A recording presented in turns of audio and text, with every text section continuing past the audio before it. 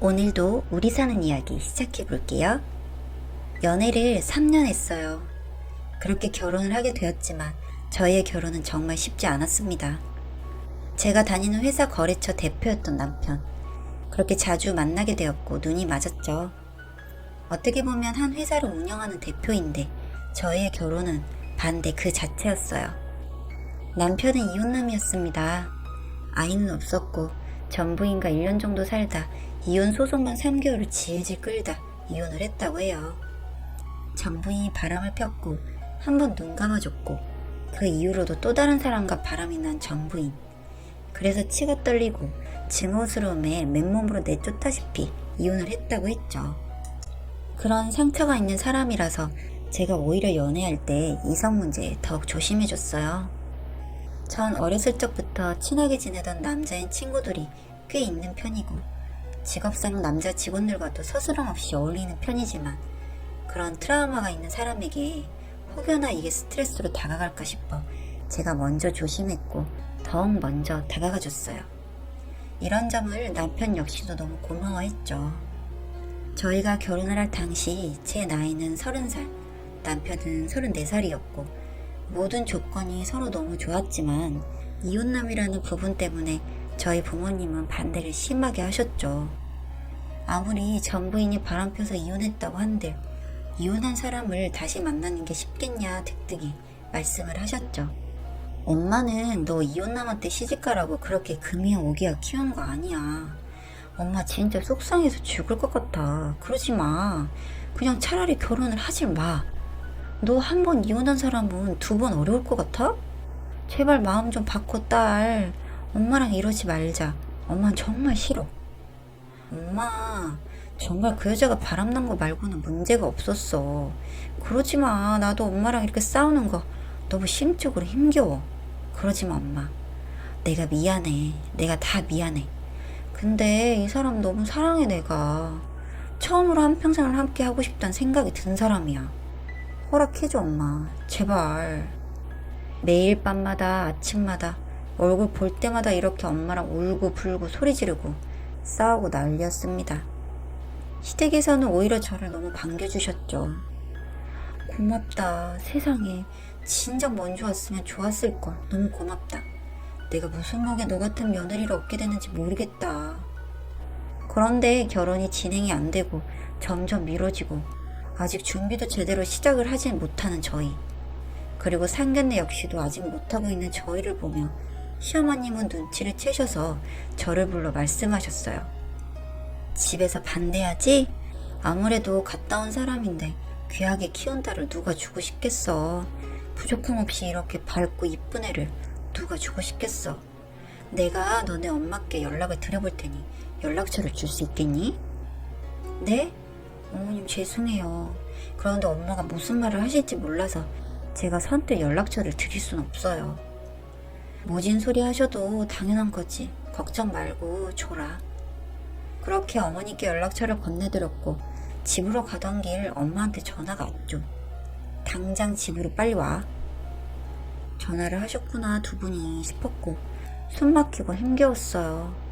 사실 그냥 저희 둘이 사랑하고 미래를 함께 꿈꾸는 것밖에 죄가 없는데 이혼남인 게 그렇게 큰 잘못인가 라는 생각도 들고 저 역시도 많이 지쳐가고 있었는데 집에 가서 대화를 해보니 상견례 날짜를 잡자고 해주셨고 자식 이기는 부모가 어딨겠냐고 너 정말 똑바로 열심히 살으라고 이혼하면 엄마 아빠 볼 생각도 하지 말라고 하셔서 한참을 끌어안고 울었죠. 그렇게 어렵게 결혼을 하게 되었고 그래서 더욱 이 사람과 함께하는 모든 시간이 소중했습니다. 그런데 남편 회사로 제가 들어가게 되면서부터 문제가 발생했어요. 남편 회사 자체가 저랑 하는 일이 동일하긴 하지만 꽤 큰 곳이고 많이 바빠요. 그래서 야근이 많고 며느리로서 책임을 다하지 못하는 부분이 있죠. 명절에도 일을 할 때가 있었기 때문에 조금 신경이 많이 쓰였어요. 첫 명절이 다가왔고 제가 가지 못하게 되었고 남편은 그나마 대표라고 잠깐 짬을 내서 다녀왔죠. 아무리 바빠도 결혼돼 있는데 네 서방을 혼자 보내면 어떡하니? 그리고 가족들 다 너네 보려고 왔는데 정작 네가 없으니 얼마나 당황했는지 아니? 음식도 나 혼자 다 하고 다들 보는 눈이 얼마나 안 좋았는지 아니? 죄송해요 어머님. 저도 잠깐이라고 틈을 내서 다녀오라고 할 줄 알았는데 일하고 있으라고 본인이 간다고 해서 어쩔 수 없었어요. 그렇게 지나갔고 두 번째 명절은 제가 갈 수 있는데도 오지 말라고 하시더라고요.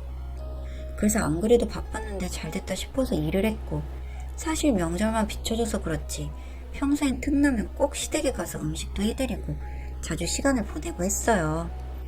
오히려 친정보다 시댁을 더 많이 챙겼고, 명절 때만 꼭 저런 일이 생겨서 저 역시도 마음이 편치 않았죠.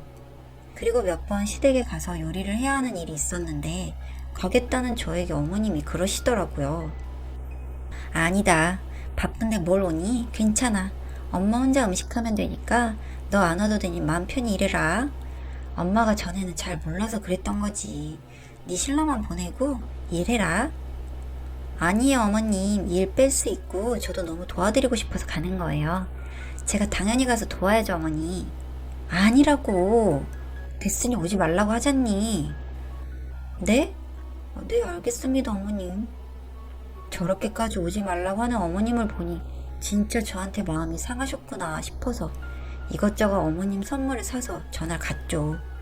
남편은 그날 너무 바쁘고 저까지 빠진 상태라 연락도 따로 서로 못하고 있던 상태였어요. 그렇게 시댁에 들어갔는데 멍하니 있다가 손에 들고 있던 거 다 떨어뜨리고 뛰쳐나왔네요. 뛰쳐나오는 저를 잡으러 시어머님이 나오셨죠. 예! 얘기 좀 하게 서봐라. 오해한 거다 네가.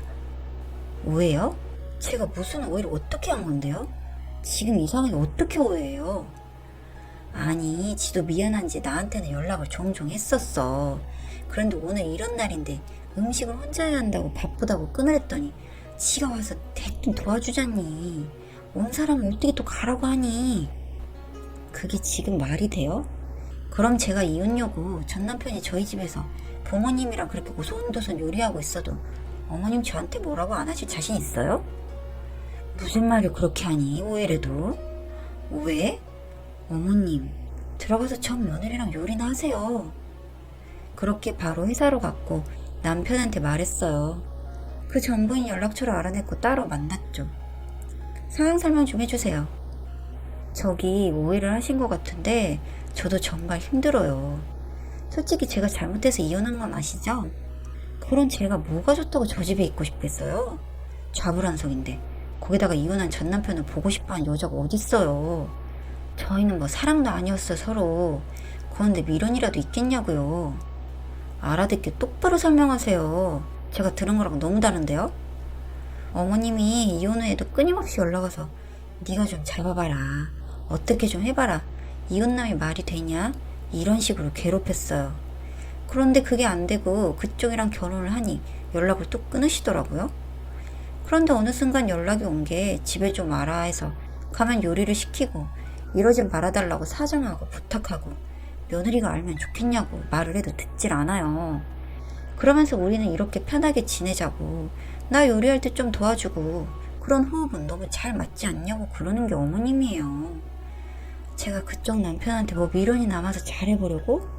그런 마음 하나도 없어요. 그래서 오늘 이 자리도 나온 거예요. 확실히 말하지 않으면 그쪽이 오해할까봐. 저는 어머님이 그쪽이 오지 말래도 자꾸 와서 그런다고 들었는데 내용이 너무 다르네요. 그건 그쪽 남편도 알 거예요. 제 말이 사실이라는 거. 얘기를 해보니 전부인 말이 사실이고 남편의 시어머님은 저 몰래 전부인을 집에 들여 저렇게 이용도 하고 며느리 행세를 했던 거죠.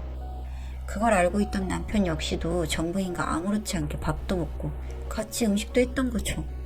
전 진짜 미친 듯이 화가 났지만 차마 저희 부모님을 생각하니 이혼은 안 되겠고 어쩔지 정말 고민을 했습니다. 남편과 대화를 했죠. 당신이랑 당신 엄마 진짜 치가 떨리고 소름 끼쳐. 어떻게 그럴 수 있어? 난 당신이랑 이 결혼 유지하는 게 맞는지 아닌지 진지하게 고민 중에 있어. 여보, 내가 미안해. 난 그냥 여보가 힘들 바에는 그 사람이 희생을 하는 게 좋겠다 싶었는데 내가 생각해도 말이 안 돼. 그치만 미련이 있다거나 절대 그러진 않아. 이혼 말고 우리 다른 방법을 좀 생각해볼까? 당분간 시댁에서 지내줘. 혼자 있고 싶어. 그렇게 한 달이란 시간을 갖고 서로 회사에서만 마주치고 지냈어요. 전 마음 정리를 할 시간이 필요했고 결론을 내렸죠. 난 당신과 어떻게 할지에 대해서 두 가지 결론을 내렸고 그 선택은 당신이 하게 해줄게. 첫 번째는 이혼이야. 그리고 두 번째는 당신 어머님이랑 난 연 끊고 절대 연락하지 않고 살 거야. 근 10년 정도 어머님이 편찮아지시거나 문제가 생기시거나 중대한 사항이 아니면 절대 엮이지 않을 거야. 선택해. 진짜 나도 생각 많이 해봤어. 엄마랑 얘기도 많이 했고 솔직히 너한테 빌고 싶다고도 하셨는데 그렇게까지 하면 네가 더 부담스럽고 힘들까봐 말렸다. 첫 번째야 두 번째야. 난 너랑 절대 이혼 안 해. 난 너랑 아이 낳고 한평생 살 생각으로 결혼한 거야. 따로 연락하고 그럴 테니 너랑 엮이지 않도록 노력할게. 확실하게. 우리 서로 확실한 거 좋아하잖아. 내가 정말 노력할 테니 믿어줘. 그래, 그러면 이 시간 이후로 중대한 일 아닌 이상 절대 내 앞에서 얘기도 꺼내지 말고 확실하게 똑바로 해줘. 그렇게 남편과 약속을 하고 서로 다시 신뢰를 쌓고 결혼 생활을 유지했고 아이도 둘이나 낳았습니다. 어머님이 정말 미웠지만 저렇게 완강하게 할 생각은 없었기에 조금의 벌을 준 거죠. 제 나름대로. 그래서 아이들도 아직 보여주지 않았습니다. 굴뚝 같은 마음이 있고 제가 참 나쁘게도 비춰지지만 확실히 할 건 해야 하니 다음 연도가 10년인데 그때는 한번 찾아오시라고 할지 말지 생각 중에 있습니다.